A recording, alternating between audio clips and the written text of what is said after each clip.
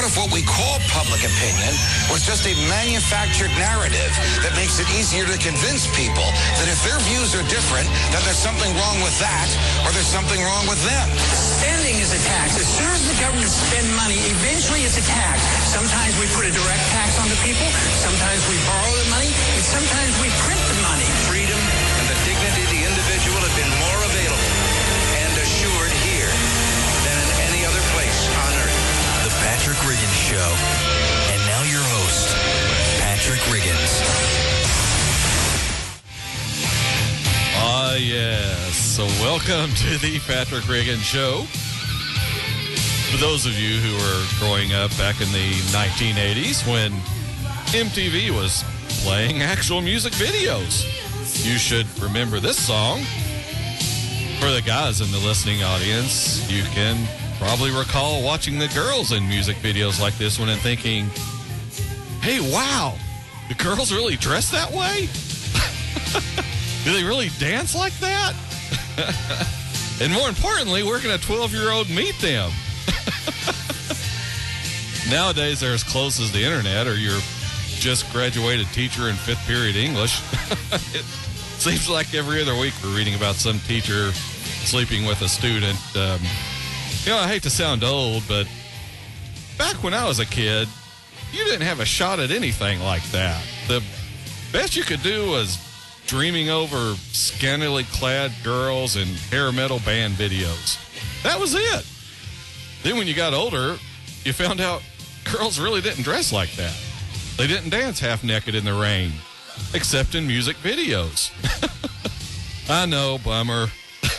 But it's fun to relive some of the memories through the music popular back then, back in the 80s. Ronald Reagan, the World's Fair, MTV, gigantic cell phones. But before we get lost in reminiscing and forget why we're here today, let me thank you again for tuning in and listening to one of the fastest growing radio shows on the dial today. Of course, that's the Patrick Riggins Show, the premier attraction of the Libertarian Lighthouse Radio Network. If you're listening here locally in Knoxville, you're hearing us live on News Talk 98.7 WOKI. You can also listen over the station's streaming internet feed at newstalk987.com. That's newstalk987.com. All right. So what do you say we turn the music down and get started? I know it's fun listening, but I have a lot of stuff to get to, and there are stations all over the dial playing music. But don't go listen to them now. Stay here until this show's over, and then you can start punching buttons on the radio. This week, we've had all these memorials during 9/11, and that's good. But what's changed since then? We've got even more intrusive government. We've got the TSA, the Department of Homeland Security. We've got the NSA and other assorted governmental agencies spying on us. Is this a good thing? Is this the legacy that these people would want? Do you think if we ask them, hey, do you mind if the United States government uses your death in a terrorist attack to take the opportunity to limit the freedom of your fellow citizens and start spying on everything they do? How many of those people who died would agree to that? In all of these memorials, all this piety on how we won't forget, yet we do. We have forgotten what we had before 9/11. It wasn't much more freedom, but it certainly was more than we have now. Each 9/11, we allow the government to reinforce their reasoning on why we have to give up our freedom. Things have changed. The world's changed. That's how it's sold to us. And each year we are willingly led in chains further and further away from our true American ideals of freedom for every person.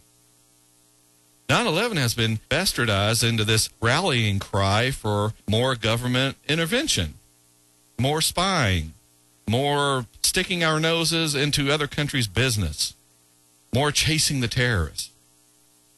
Unfortunately, the general population doesn't think about all of this. They're all caught up in participating in the moment, being part of the crowd. I care. I'm a good and caring citizen because I cry during these ceremonies. I put pictures of the Twin Towers on my Facebook page.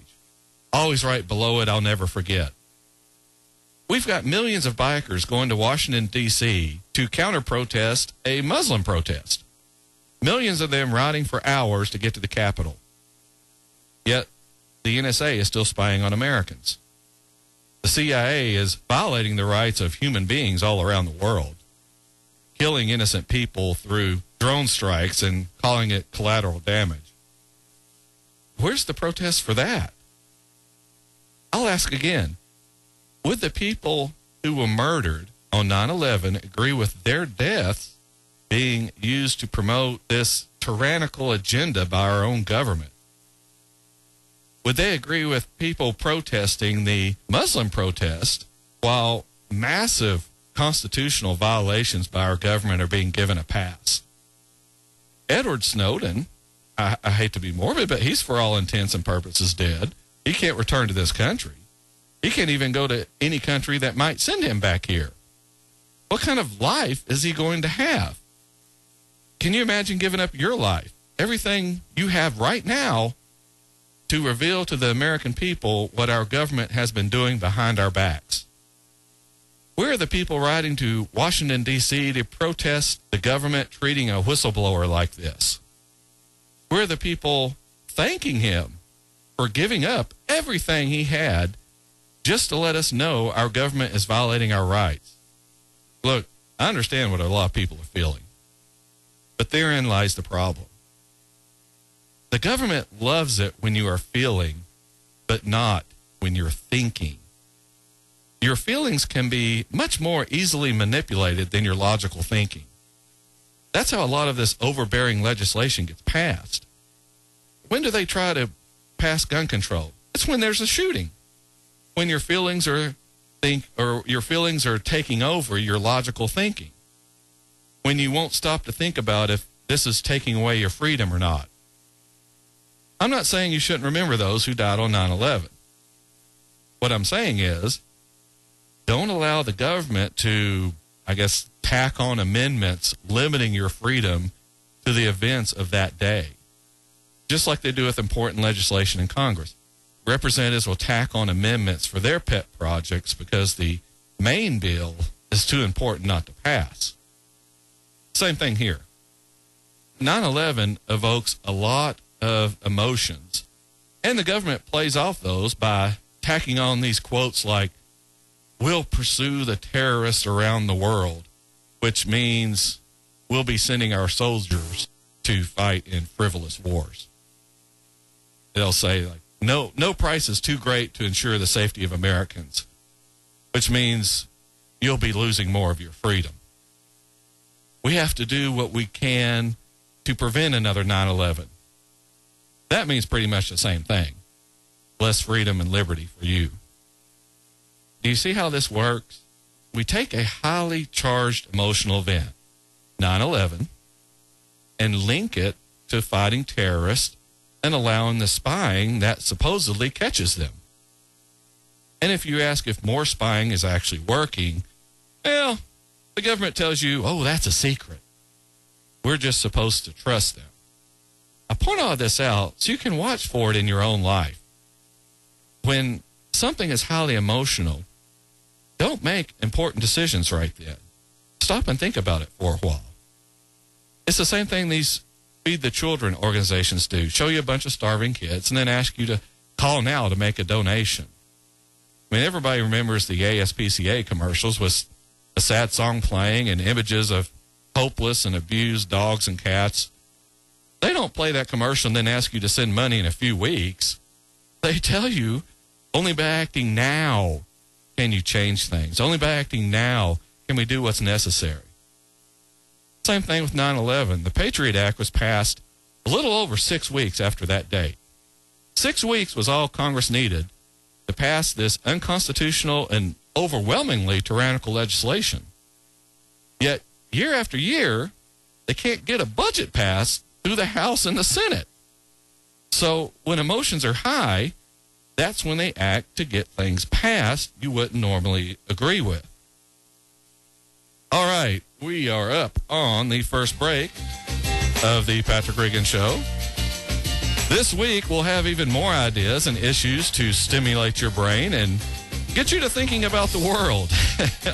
We'll get started after these important messages from the sponsors helping to bring you this show.